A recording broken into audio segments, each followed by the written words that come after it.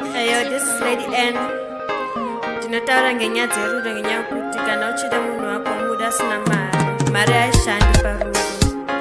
Munhu unodi wakadaro ngenya kuti paakabarwa akadaro akabara sina mari.